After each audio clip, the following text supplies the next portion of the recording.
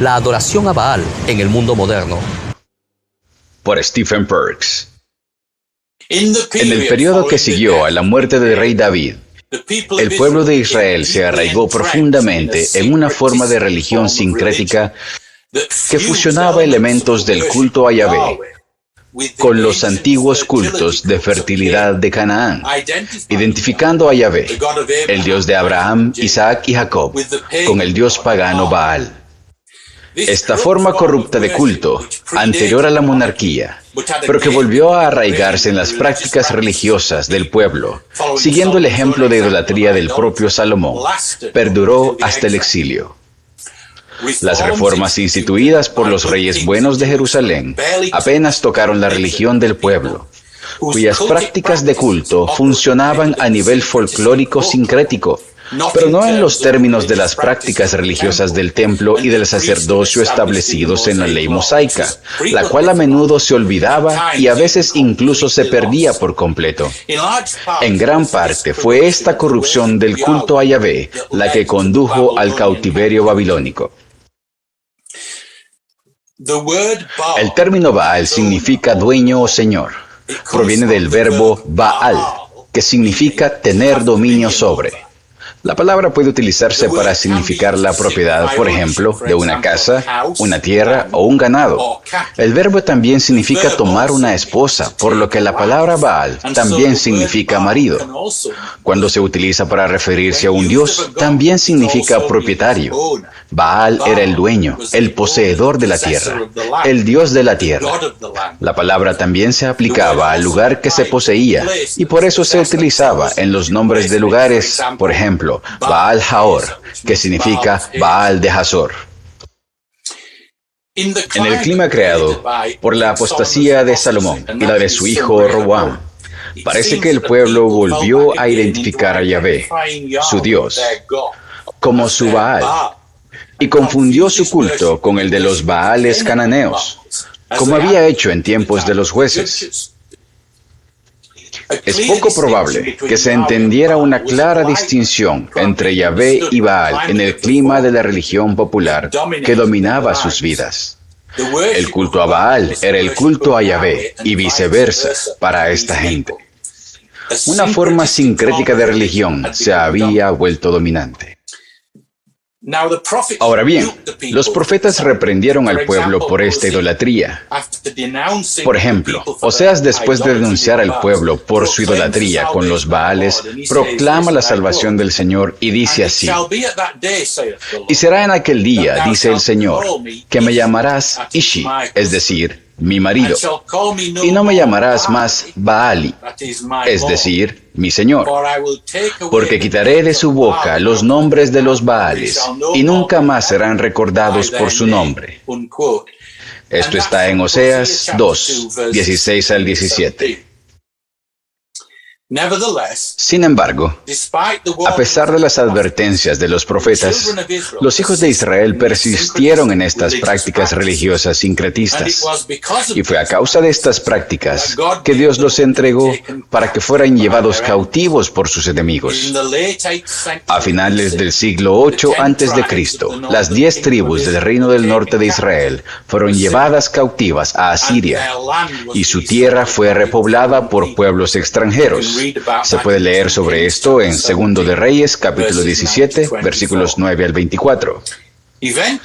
Finalmente, a principios del siglo VI a.C., el pueblo de Judá fue llevado cautivo por los caldeos y exiliado en Babilonia, como había advertido el profeta Jeremías. Puede leer sobre esto en el capítulo 32 de Jeremías, versículos 26 al 44, y especialmente en los versículos 29 y 30 y 35. La ciudad de Jerusalén y el templo fueron finalmente destruidos alrededor del año 586 a.C. por el ejército de Nabucodonosor. Entonces, ¿qué lecciones pueden aprender los cristianos del siglo XXI de este periodo de la historia bíblica? Existen similitudes a cualquier nivel entre la mentalidad de los antiguos hebreos de este periodo y la visión del mundo de la sociedad occidental moderna. ¿Existen similitudes que nos ayuden a entender la ceguera espiritual que domina abrumadoramente a las iglesias occidentales modernas? Puede parecernos asombroso que el pueblo de Israel no haya reconocido su idolatría, que haya caído en un estado en el que realmente creía estar adorando a Dios, practicando los cultos cananeos en los lugares altos, y que los buenos reyes que trataban de hacer lo correcto a los ojos de Yahvé no pudieran hacer nada al respecto, y que tal vez incluso ellos mismos no reconocían plenamente el problema. Nos parece totalmente obvio que tal adoración era contraria a la verdadera adoración a Dios. Pero aunque a nosotros nos parezca obvio, a la mayoría del pueblo de Israel de aquella época no lo era. Y debemos detenernos a pensar, por tanto, si somos, a nuestra manera, en nuestros días, culpables de compromisos tan graves como los de los israelitas de entonces. El hecho es que reconocemos los ídolos y los pecados de épocas pasadas y de otras culturas más fácilmente que los de nuestra propia época y cultura. Y por eso el sincretismo es tan peligroso, porque no lo reconocemos como lo que es. Y lo hacemos porque estamos tan inconscientemente comprometidos con la cosmovisión que caracteriza a nuestra sociedad y que produce esa misma religión tan idolátrica. Esto es tan cierto para nosotros hoy como lo fue para los antiguos israelitas. Pero es fácil felicitarnos por atacar y abominar los ídolos de épocas pasadas y de otras culturas. Sobre todo, si no reconocemos ni desafiamos a los ídolos de nuestra propia época y cultura. Atacar a los ídolos del pasado no nos ayudará ahora en nuestra propia vida cristiana. Tenemos que enfrentarnos a los compromisos que afectan nuestra propia cultura, nuestra sociedad y sin duda nuestras propias vidas. Y este es el punto de nuestro estudio de este periodo de la historia bíblica. No pensemos que un sincretismo tan grave como el demostrado por el pueblo de Israel está lejos de la iglesia o de los cristianos de hoy. No es así. El sincretismo con la falsa religión es un problema para los cristianos de hoy, como lo fue para los israelitas de los tiempos del Antiguo Testamento. Los temas involucrados, es decir, los ídolos involucrados, pueden ser diferentes, pero el sincretismo es igual de grave. Así como los israelitas pensaban que servían a Dios rindiéndose a la idolatría, también hoy los cristianos pueden ser engañados acerca de a quién están sirviendo, creyendo que están sirviendo a Dios cuando están sirviendo a ídolos porque han sido educados en los términos de o han comprado la cosmovisión que valida tal idolatría. En esta charla quiero examinar ahora uno de los ídolos políticos más graves y destructivos de nuestra época. Un ídolo que ha cautivado al mundo entero y que los cristianos y las iglesias de todo el mundo han aceptado como una forma válida de política, pero que en realidad es todo lo contrario de lo que es aceptable para Dios. Se trata de un ídolo que existe en dos formas diferentes que están en guerra entre sí, pero que, sin embargo, están cortadas con la misma tijera y cuyas diferencias no son más que una discusión familiar. Ese ídolo es el socialismo, y sus dos formas son el socialismo comunista y el socialismo fascista. La gran batalla del siglo XX fue la batalla entre el comunismo y el fascismo. El fascismo ganó esa batalla, y el fascismo es ahora la ideología política dominante en el mundo. En nuestra época, el fascismo se ha acomodado y ha tomado algunos de los componentes ideológicos de la versión derrotada del comunismo de este ídolo. De modo que hay algo de síntesis con algunos elementos de los dos, pero principalmente es el fascismo el que ha sobrevivido y ahora está progresando. Ahora bien, el punto importante a tener en cuenta aquí es que fascismo no es capitalismo, ni tampoco tiene que ver con el orden económico del libre mercado. El capitalismo y el orden económico del libre mercado no tienen nada en común con el fascismo. Pero es común hoy día que la gente crea que fascismo es igual a capitalismo, pero no lo es y nunca lo fue. Tanto el comunismo como el fascismo son fenómenos socialistas. El fascismo de Hitler y los nazis ¿era qué? ¿Capitalismo nacional? ¿Economía nacional de libre mercado? No, era el nacionalsocialismo. Eso es lo que significa la palabra nazi. Es una contracción de la palabra alemana para el socialismo nacional. Es un término abreviado para el nacionalsocialismo. Y así fue con las otras formas de política fascista. Hay formas de política socialista.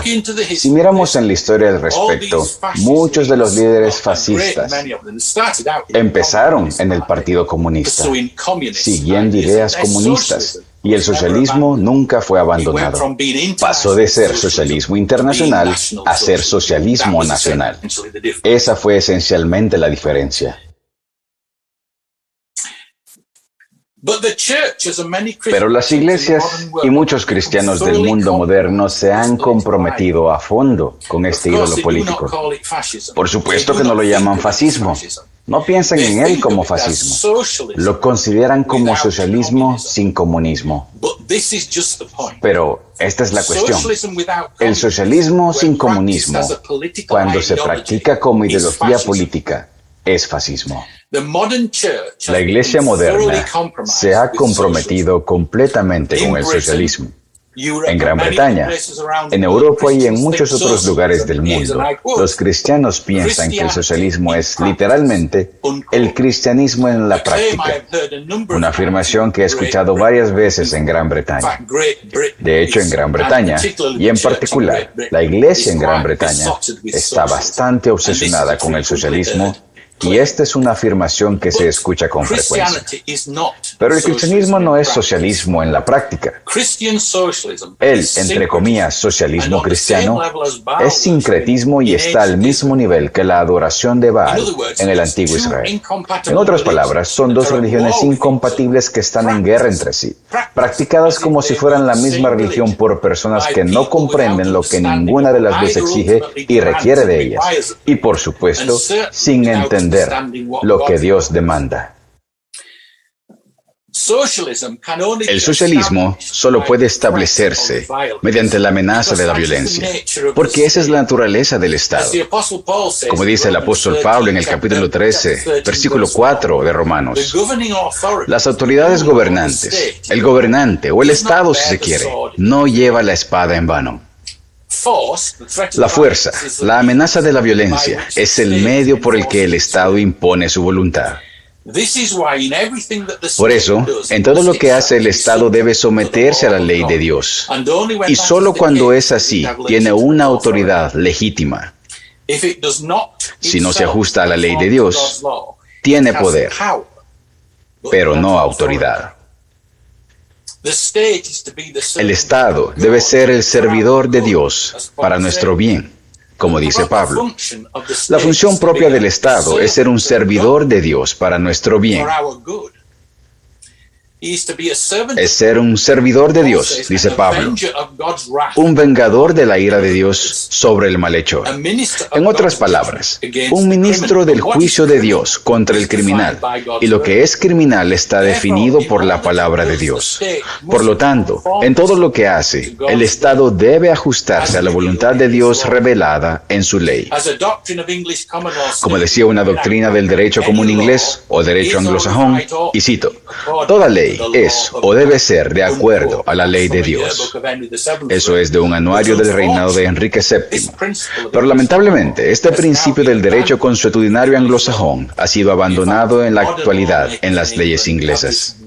De hecho, los legisladores modernos en Inglaterra han pasado por encima de la idea de que la ley hecha por el hombre debe ajustarse a la ley de Dios, pero es un principio bien establecido en el common law o derecho consuetudinario inglés.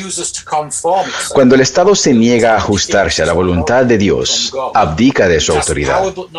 Tiene poder, pero no autoridad, porque el Señor Jesucristo es el único punto en el orden creado donde se concentra toda la autoridad en el cielo y en la tierra, como lo dice Mateo capítulo 28, versículo 18.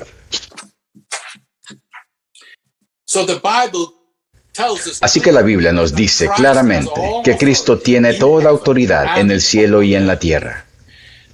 Por lo tanto, cualquiera que tenga alguna autoridad debe obtenerla de Jesucristo en forma delegada, porque no hay ningún otro lugar en el orden creado de donde pueda venir esa autoridad. Y esto significa que en el ejercicio de esa autoridad debe ajustarse a la voluntad de Dios tal como está revelada en su palabra. Por tanto, el Estado, si se niega a ajustarse a la ley de Dios, tiene poder, pero no tiene autoridad.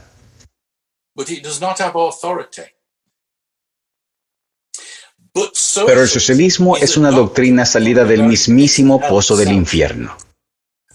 Y por lo tanto, ningún Estado tiene autoridad de Dios para imponerlo. Y siempre ha sido así. El socialismo solo puede imponerse mediante la anulación de la ley de Dios. Y en cada sistema político socialista, el Estado se vuelve cada vez más tiránico en su uso de la violencia para establecer su propia voluntad en desafío a la ley de Dios. Ahora bien, eso no siempre es tan evidente en unos estados occidentales como en otros. Hay diferencias. Y no todos estos estados que han adoptado el socialismo están corriendo hacia el borde del precipicio a la misma velocidad.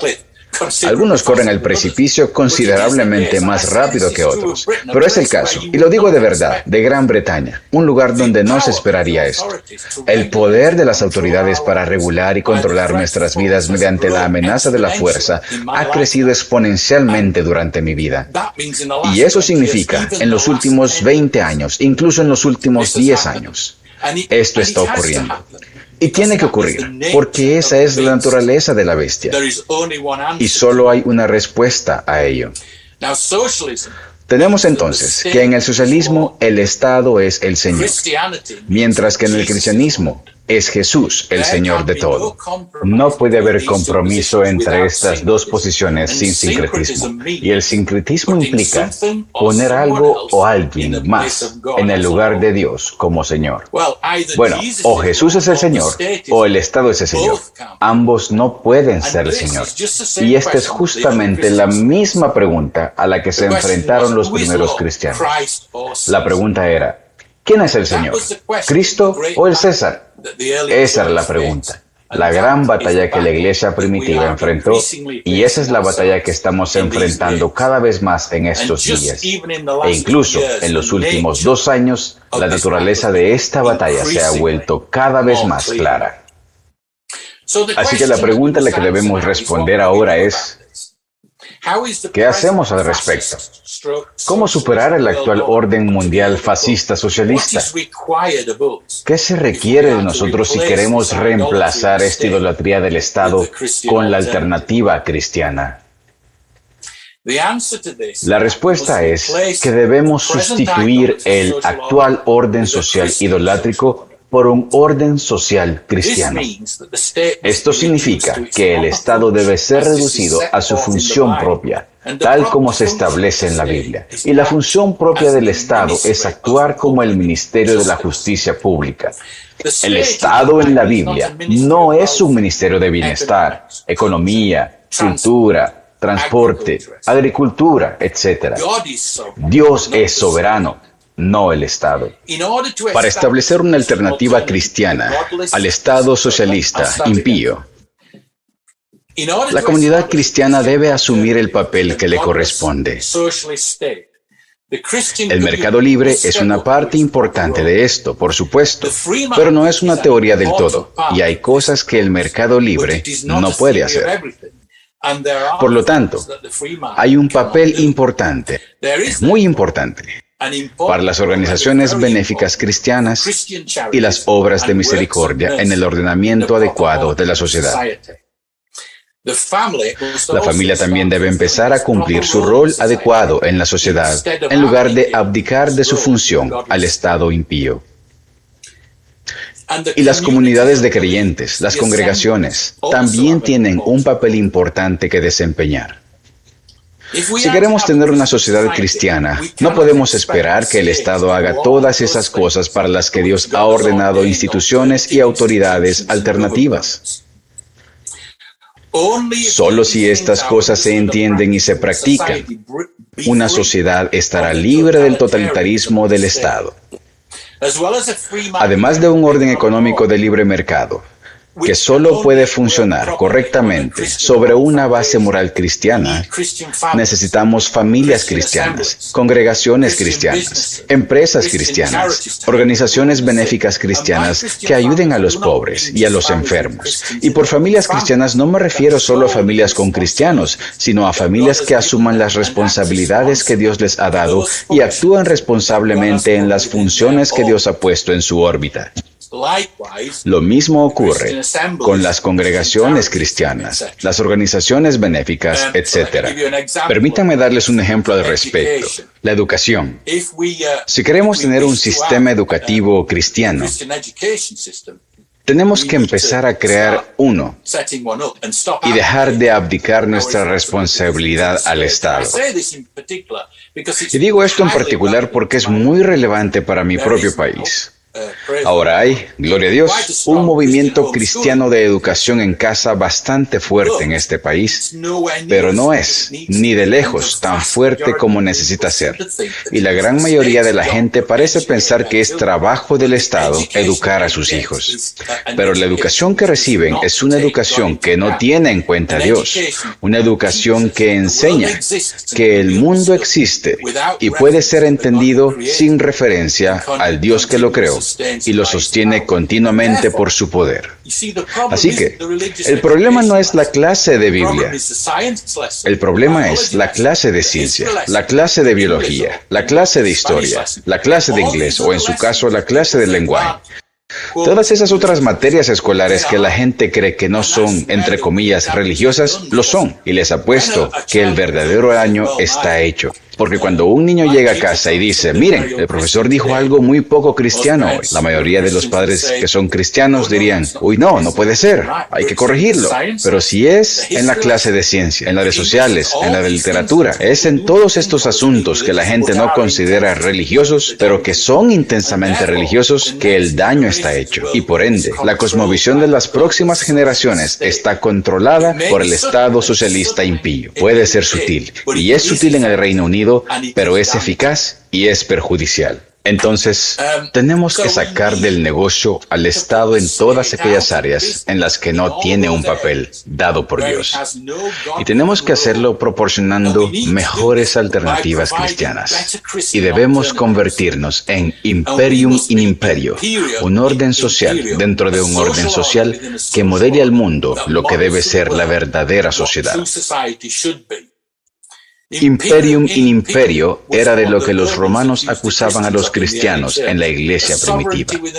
Una soberanía dentro de otra soberanía, si se quiere, un estado dentro de otro estado.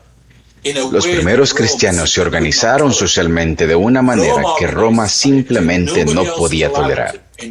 Roma organizaba la sociedad y a nadie más se le permitía hacerlo, de acuerdo al pensamiento de los romanos.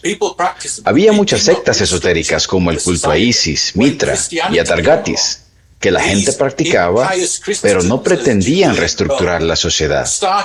Cuando llegó el cristianismo, estos cristianos impíos, como los llamó Juliano el Apóstata, empezaron a reestructurar sus propias vidas de tal manera que crearon un orden social alternativo.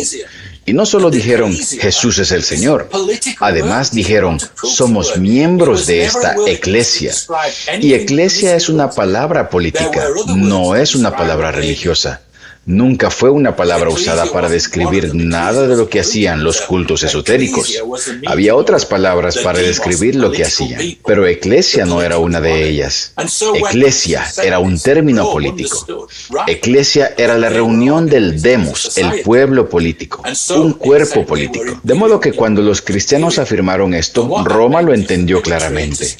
Se estaban organizando como una sociedad, y así dijo que eran imperium in imperio, Y lo que eso significaba es que eran traidores a Roma. Y desde la perspectiva romana era cierto. Estaban construyendo un auténtico orden social.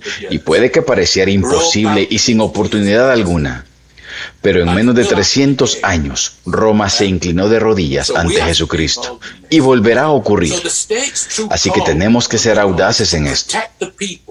Entonces, la verdadera vocación del Estado bajo Dios es proteger al pueblo administrando la justicia según la ley de Dios. Y eso es precisamente lo que enseña Romanos 13, versículos 1 al 7. Hay muchos malentendidos sobre lo que enseña el capítulo 13 de Romanos, versos 1 al 7.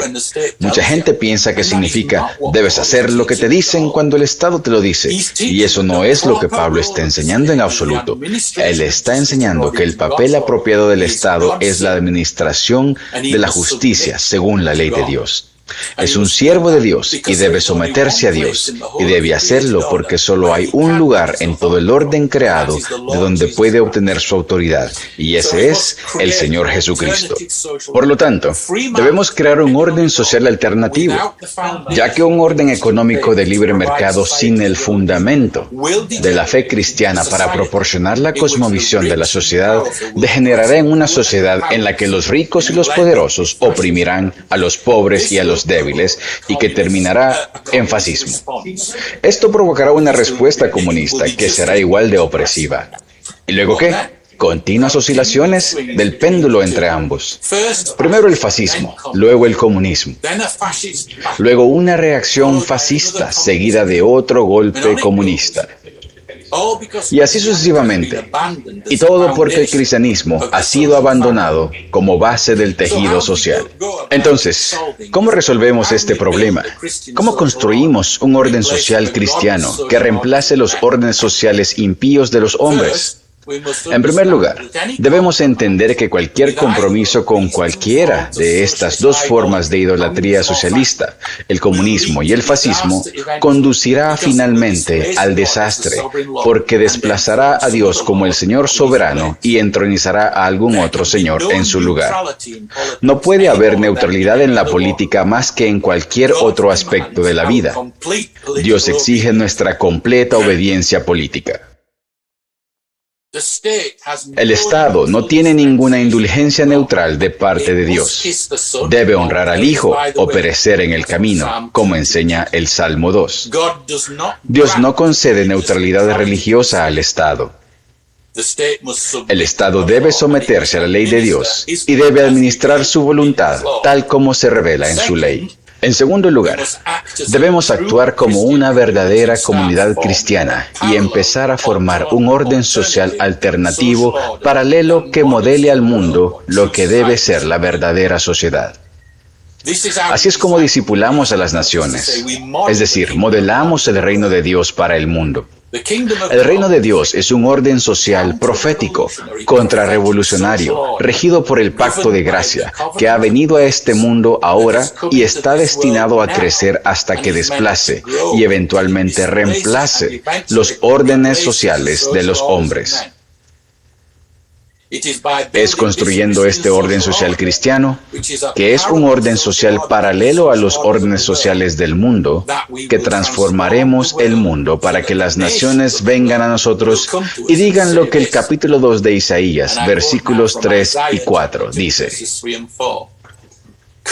Vendrán muchos pueblos y dirán, vengan, subamos al monte del Señor, a la casa del Dios de Jacob, para que nos enseñe acerca de sus caminos y andemos en sus sendas. Porque de Sión saldrá la ley, y de Jerusalén la palabra del Señor. Él juzgará entre las naciones y hará decisiones por muchos pueblos. Forjarán sus espadas en rejas de arado y sus lanzas en podaderas. No alzará espada nación contra nación, ni se adiestrarán más para la guerra. Esto es una profecía aún no cumplida. Tiene que cumplirse aún. Jesucristo no regresará hasta que haya sucedido. Y Jesús nos dijo en la gran comisión, vayan y hagan discípulos a las naciones. Vayan y hagan discípulos míos a todas las naciones. Él no dijo vayan y hagan discípulos de todas las naciones. Él dijo vayan y hagan a todas las naciones mis discípulos. Y luego en el libro de Apocalipsis, capítulo 11, versículo 15, tenemos esto. He aquí que las naciones, los reinos de este mundo se han convertido en el reino de nuestro Señor y de su Cristo. Por lo tanto, esta es la meta por la que debemos trabajar. El discipulado de todo el mundo para Jesucristo. Y lo hacemos modelando al mundo lo que debe ser el verdadero orden social, lo que debe ser la verdadera política. Así como un individuo disipula a otro individuo y modela la forma en que un cristiano debe vivir para ese individuo. No se trata solo de ir a la escuela y aprender algo en un entorno académico descontextualizado. El discípulo aprende de la forma en que vive el que lo disipula. Se encarna en la vida. La enseñanza es tal que se vive. Lo mismo ocurre con el discipulado de las naciones. El verdadero orden social de los cristianos, como el verdadero reino de Dios, debe modelar al mundo lo que debe ser la verdadera sociedad.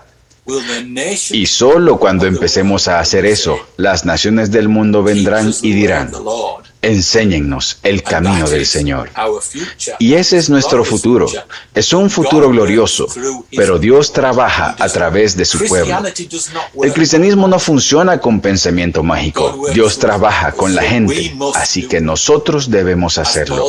Como dice Pablo, ocúpense en su propia salvación con temor y temblor, porque es Dios quien produce en ustedes tanto el querer como el hacer por su buena voluntad. Sí, Dios trabaja en nosotros y es por la gracia de Dios, pero es la gracia de Dios trabajando a través de nosotros. Así que este es mi mensaje, que debemos modelar al mundo lo que es el verdadero orden social. Y el término bíblico para este verdadero orden social es el reino de Dios, que muestra cómo debemos vivir, que está regido por el pacto y que da toda la gloria a Dios y la adoración a Jesucristo.